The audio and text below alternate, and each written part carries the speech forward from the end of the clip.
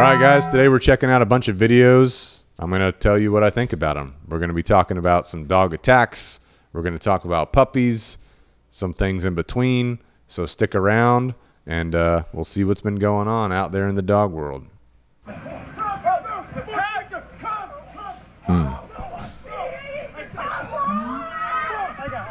got it. He's good. It's just his skin. It's good.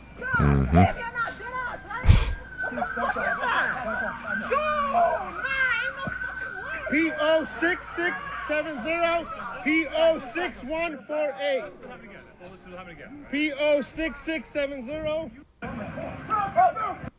All right, so this situation, police canine dog apparently got out of its cruiser, made contact with an innocent standby, I believe. I believe this is at a funeral, detective's funeral. And thankfully, it doesn't seem like the bite is too bad on the person, like it's grabbing more clothes than it is flesh, but definitely probably made contact with flesh underneath the clothes, but not a good situation, right? So I don't know how this dog ended up getting out of its vehicle, but ideally what I'd like to see is the canine handler be able to say, come, and turn that dog around from going after whoever it's going after. So if we had a solid recall and if we had e-collar conditioning and application done, this wouldn't even be a problem. I'm trying to look at the dog's neck. I don't see an e-collar on the dog's neck, but that would really resolve the situation versus the officer trying to chase it around with a leash. So dog gets out of the cruiser, dog's taken off after somebody it should not be. We say come.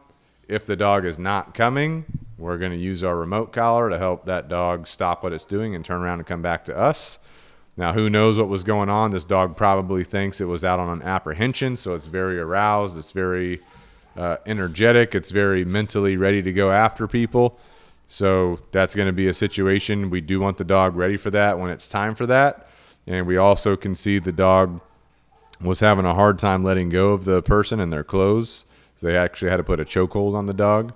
So, you know, again, I'd like to see from a trainer perspective some more work go in on this dog to make sure it's listening to commands properly. So definitely not a good situation for the police department, not a good situation for the dog, not a good situation for the person getting bit either, because that's going to hurt.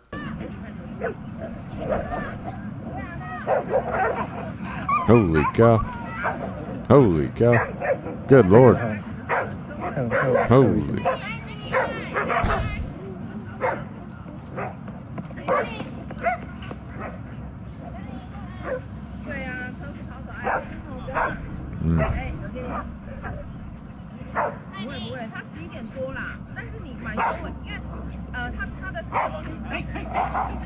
Good night. Border Collie is just going ham trying to attack this dog. So again, if you're the owner of the Border Collie, good come command, good remote collar conditioning so I can call that dog back. If it doesn't come back, I want to be able to use my remote collar effectively to communicate with the dog. We have videos on our channel that teach you how to do this, so go watch those videos. And the bad part about like the guy that has the Pyrenees puppy on a leash, I mean, he did what he could in the situation to make it the best possible. He's picking up the dog. He's kicking the Border Collie.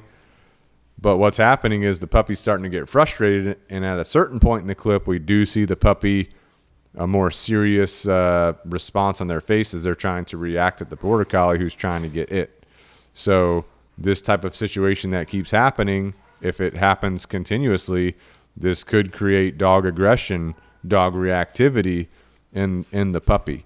So don't put your dog in a situation where the other dogs in the area could be acting like this. So I wouldn't even go into a dog park. And then secondly, make sure I have good training on my puppy as well.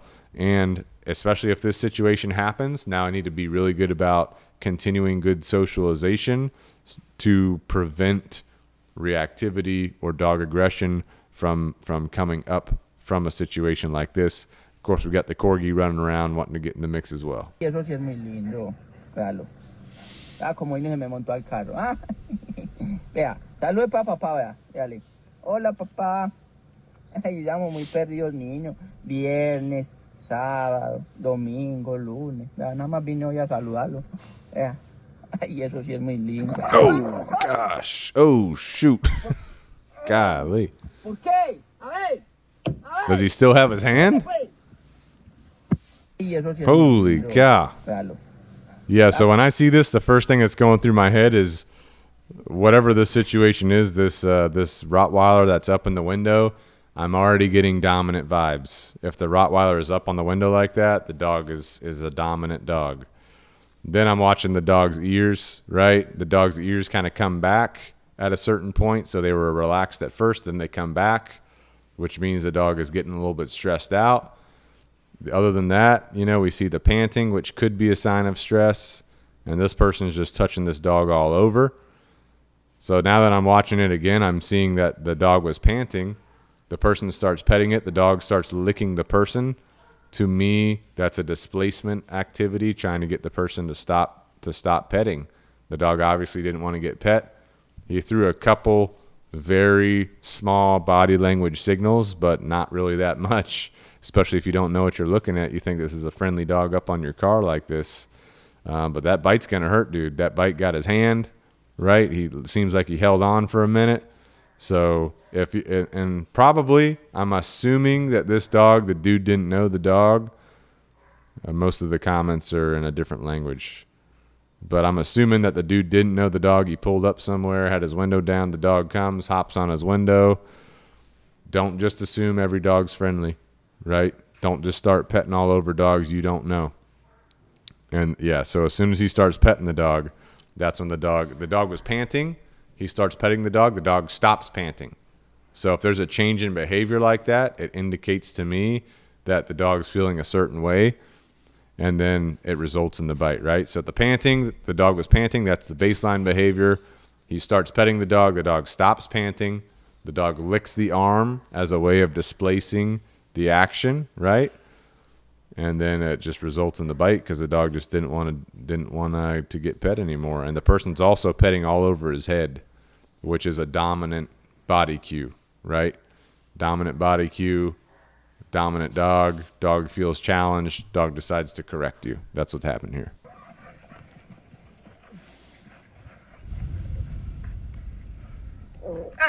Oh, shoot. Dude, these fucking dogs are crazy. Dude's getting bit in his shorts. You're going to get your junk bit, dude. These little Mal puppies. He's got the little raptors all over him. That's Django the white girl for you. Fucking, ow, dude. Ow. Dude, ow, you bit my dick. Dude, this is retarded, bro. Everybody. All right, so you got this guy with all these puppies, right? They're biting them all over. Thing is, if these are working dogs, if these are dogs that are going to be police dogs, protection dogs, sport dogs, you want them very comfortable with biting. You want them having a lot of practice biting. So I wouldn't necessarily stop this if this was a puppy that was going to go into one of those lines of work, which it seems like they are. Especially since I believe they're Malinois. Hard to know for sure. It looks like there's a black dog in there somewhere in the mix. But anyway, if you got a dog going into a working or a sport scenario, it would not be bad that this is happening. If you have dogs that are going to be pets, you do not want this happening. You don't even want to teach them to bite. You don't want them getting used to putting their mouths on humans or clothes or anything like that. So those are kind of the two differences in the dog world. Working dog, protection dog, sport dog. This is okay. You would want to do this. Pet dog, you don't want to do this. These pigs, come on, dogs. Help me get them. Come on, puppies. Get the pigs. I need all your help. I need all the hands on deck. Come on, you gotta go in there. Let's go get these pigs. Nice. Come on. Oh, shoot. Little piggies. Push, push, push. Push, push. Push, push. Push. Come on. Takes a whole family. There you go. Good. Good. One more right here. Right. Oh. All right. That's good. Yeah, this is cool to watch. So these are herding dogs, obviously. You can see it seems like the mother and father that are there. They're herding some of these baby pigs back to their pen. This is super cool to watch because this is what you want a herding dog to do from the day they're born. You want them around livestock. You want them around hoof stock. You want them around whatever they're herding. You want them being taught this from their parents. And you want that good genetic blueprint on how to do this in that puppy. And they're doing a great job. They're herding the little piglets back to their pen. And this is just awesome to watch. This is exactly what you want, exactly what you want to see for a dog that's going to be doing this type of work. And, you know, you could watch videos like this all day. It's fun watching it. Good watching the dogs do this kind of stuff. These Corgis? These Corgi puppies? Puppies. Puppies, puppies, puppies. Go away, puppies. Nothing better than watching some Corgis having a good time. Puppies. Puppies, puppies, puppies. Wayne's just waiting his turn. I was not sure about the water. There we go. Puppies. There we go. Oh. Getting a little frustrated. Good boy. Good girl.